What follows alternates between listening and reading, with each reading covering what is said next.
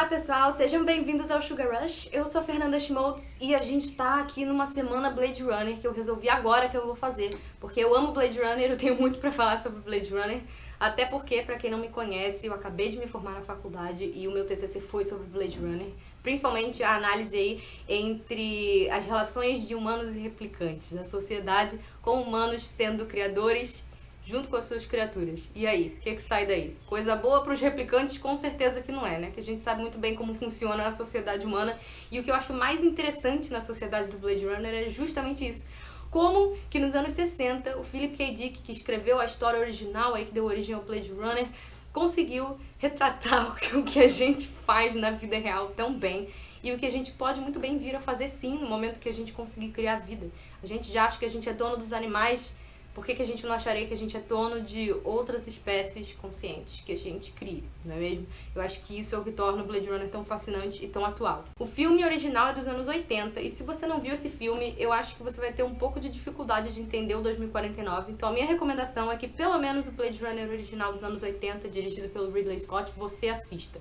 Bom, então vamos falar hoje aí de coisas que vocês precisam saber antes de ver Blade Runner 2049. Então a gente vai falar um pouquinho do Blade Runner original e também sobre a série de curtas que o Denis Villeneuve encomendou de dois artistas que ele gosta muito para ilustrar e mostrar pra gente 3 eventos importantes que aconteceram nesse intervalo de 30 anos entre o final do primeiro Blade Runner, que se passa em 2019, e o início do que acontece em 2049, que é o filme novo. Então se você quer cortar aquele caminho básico, não tá com tempo de assistir, tá indo assistir o filme daqui a pouco, para poder entender o filme melhor, esse é o vídeo pra você. Então vamos lá, roda a vinheta.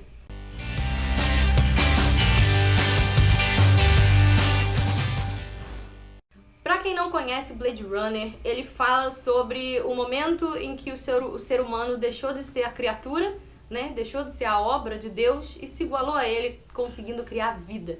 O caso aqui do Blade Runner, a vida que a humanidade cria são um tipo de humano feito a partir de engenharia genética, ou seja, eles são 100% orgânicos, não tem nada de mecânico nos replicantes. E é isso que eu acho que assusta tanto a sociedade humana, porque distinguir eles é muito difícil. A sociedade onde eles estão é uma sociedade totalmente caótica, é um cyberpunk, né, que é alta tecnologia com caos urbano, que define esse estilo. Houve uma guerra com explosões nucleares que destruiu a maior parte do mundo e tornou a Terra um lugar impossível praticamente de viver. A maioria da população emigrou para outros planetas, que é aquela época da ficção científica dos anos 60, né, que o Philip K. Dick, principalmente, que é o autor da história original, era viciado em Marte, né, aficionado com Marte, todas as histórias dele tinham alguma colônia em Marte, então a maioria das pessoas estavam em Marte, mas o filme também fala que existem colônias já em outros planetas. E aí o que acontece? Só fica na Terra, geralmente, quem não teve condições de emigrar, que é aquela galera que teve degeneração genética por causa da radiação, da bomba nuclear, então eles foram proibidos de emigrar, e também pessoas que têm trabalhos extremamente importantes aqui na Terra, como é o caso do protagonista do primeiro Blade Runner, que é o Rick Deckard, o personagem do Harrison Ford, que aparece no Blade Runner 2049 também. Ele não é o protagonista, mas ele é muito importante para a história nova. O que acontece? O Deckard, ele é um policial que tem um trabalho especial na polícia de Los Angeles. Ele tem que caçar replicantes que se rebelaram e fugiram pra Terra, porque replicantes só podem existir nas colônias como servos dos humanos. E eles são autoconscientes, e é isso que deixa eles loucos. No filme é diferente do livro, eu vou fazer uma review do livro também, então se você quiser saber, porque o livro é bem diferente do filme, ele segue por uma outra lógica e é muito interessante você conseguir olhar o Blade Runner como uma obra completa, livro mais filme, agora livro mais 2 filmes, né? Isso que eu achei incrível no filme novo, inclusive se você quer ver o que eu achei sem spoiler nenhum do filme, clica aqui em cima pra você conferir. E aí ele tem que matar, na verdade aposentar esses replicantes, porque a eles não é nem concedido o direito de se sentir vivo, né? Eles não são considerados seres vivos, que nem a gente faz com os animais hoje em dia. É dito pra eles que eles não têm alma, eles não têm empatia, no caso, né? No livro do Philip K. Dick, a empatia é o mais importante. Tem até uma religião humana que fala que só quem tá vivo é quem tem empatia, que é mais uma forma de reprimir os replicantes. Muito legal. Muito legal não, né? Coitados deles, mas é muito legal essa construção da história, é muito maneira. E que não é tão explorada assim no filme, mas no filme existe esse teste que os humanos, né, e o Deckard, que caça os replicantes, tem que fazer pra descobrir se a pessoa quem ele tá entrevistando ali, fazendo essas perguntas do teste Voight-Kampff de empatia, realmente é um replicante ou se é um humano, porque ele não pode matar um humano, né? Ele tem que só aposentar esses replicantes fugitivos que, por serem geneticamente iguaizinhos aos seres humanos, é muito difícil, você não tem formas de identificar eles visualmente.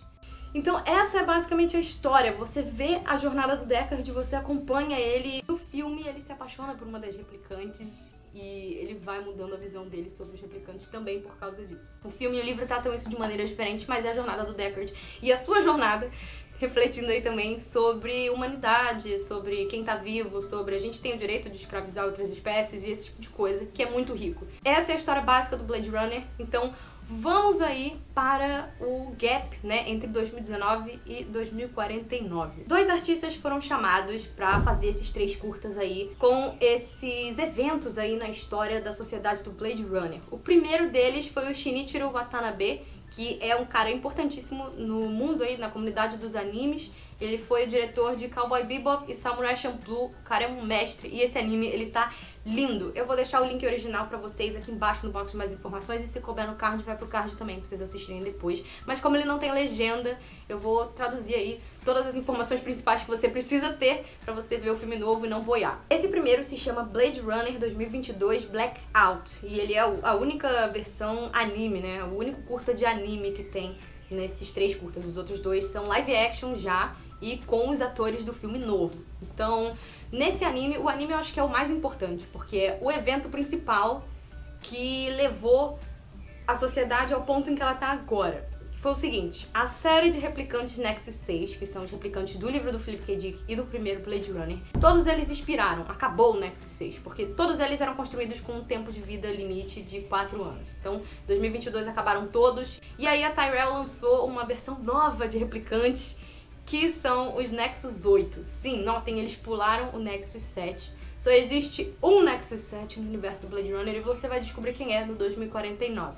Mas vamos voltar pro Nexus 8, né? O Nexus 8 foi jogado no mercado e ele tem uma coisa muito importante que faz com que ele seja diferente, né, dos outros replicantes, que é, eles têm basicamente o mesmo tempo de vida que um ser humano. E aí é óbvio que com eles inseridos na sociedade, eles agora pelo jeito podem ficar aqui na Terra também, pelo que a gente vê nesse curta.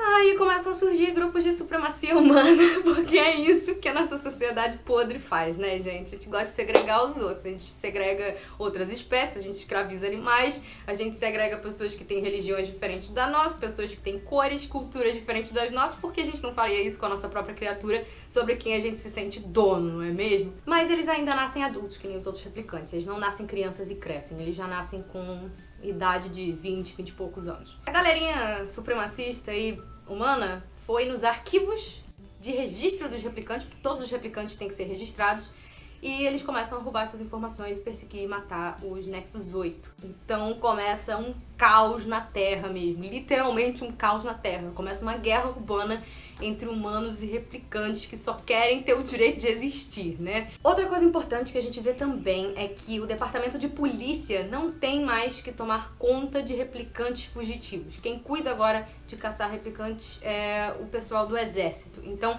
você vê que não existem Blade Runners nessa época. Em 2022 acabou. Na cena onde mostram a polícia, eles também dizem que 5 replicantes fugiram de um centro de guerra, ali, de uma zona de guerra, e por isso eles têm que ser caçados, mas eles falam que isso não é mais problema nosso, deixa que o exército lide com isso. O plano desses Nexus 8 fugitivos é fazer com que eles não sejam mais perseguidos, então eles precisam de uma forma de apagar os arquivos. Para isso, eles resolvem tomar controle de um míssil de pulso eletromagnético que os humanos estavam controlando.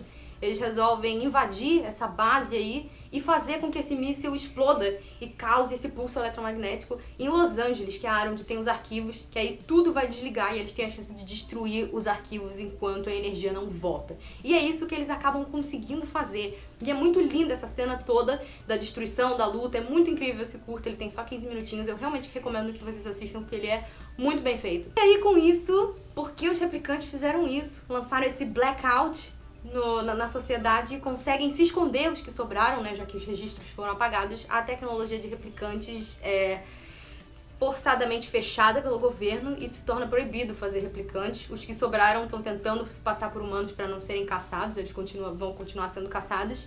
E a Tyrell Corp, que era a corporação responsável por fazer os replicantes, vai à falência. Esse curta diz que a corporação Wallace, que é a corporação que assume e compra o que sobrou da Tyrell, os dados, e consegue recomeçar os replicantes mais pro futuro, 10 anos depois, né, pra ser mais específica, vai realmente começar a remoldar o mundo. Então, por uma década aí, pelo menos, ficaram sem replicantes, quer dizer, com replicantes Nexus 8 escondidos, mas sem novos replicantes sendo feitos. E aí a gente parte pro segundo curta, que é o Blade Runner 2036 Nexus Dawn, ou O Amanhecer dos Nexus, que aí já mostra uma reunião entre membros importantes do governo, o Neander Wallace, que é o personagem do Jared Leto, que assume aí o papel de criador dos replicantes nessa versão nova, nesse filme novo do Blade Runner.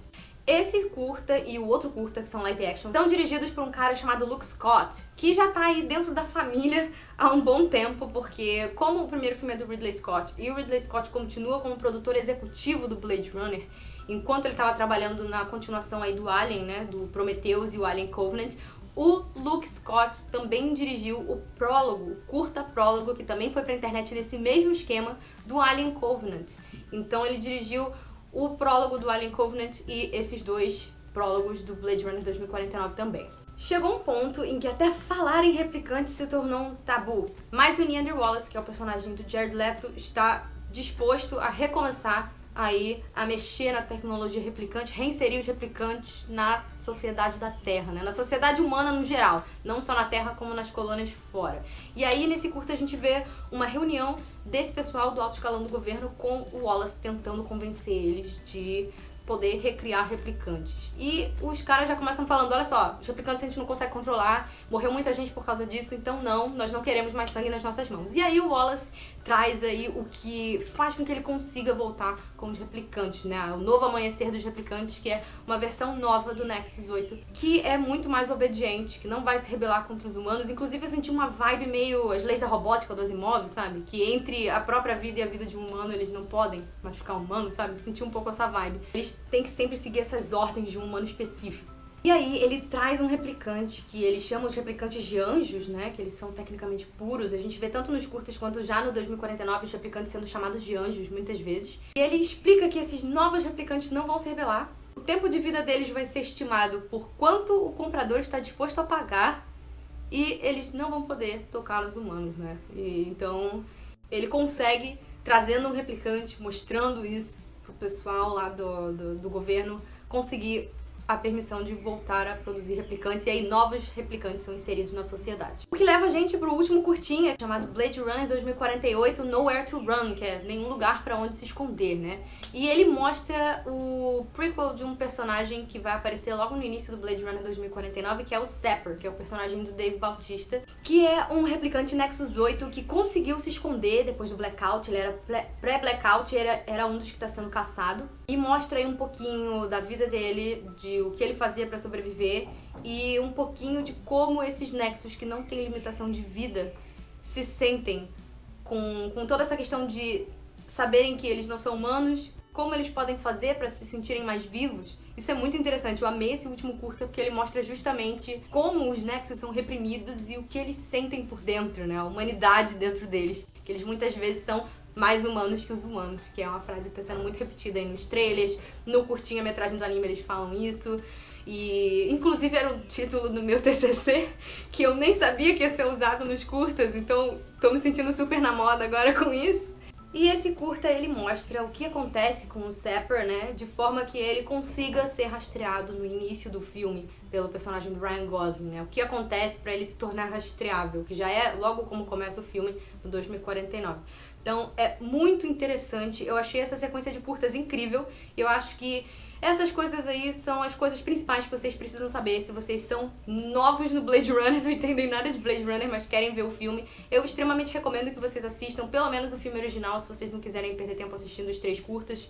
Mas eles são extremamente interessantes e eu vou continuar falando de Blade Runner aqui essa semana, Então se inscreve aqui no canal, dá like no vídeo. Se quiser conversar comigo, minhas redes sociais estão aqui embaixo no box de mais informações. Me segue principalmente no Instagram, porque eu faço live toda sexta-feira pra vocês, às 8 da noite. Quem quiser conversar comigo, eu sempre respondo todo mundo, tá bom? Espero que esse vídeo ajude vocês a entenderem um pouquinho mais sobre o universo do Blade Runner antes de vocês irem assistir o 2049. Você precisa prestar muita atenção, porque tem muita coisa, ele tá muito conectado com o primeiro filme, e muitas dessas coisas que acontecem nesses curtas, eles não perdem tempo explicando no filme. Por isso que eu acho que foi interessante fazer esse vídeo pra ajudar também aí quem não é tão fanático do Blade Runner, quem não vai correndo atrás de tudo. Tem muita gente que eu tenho certeza que nem sabe que existem esses 3 curtas, né?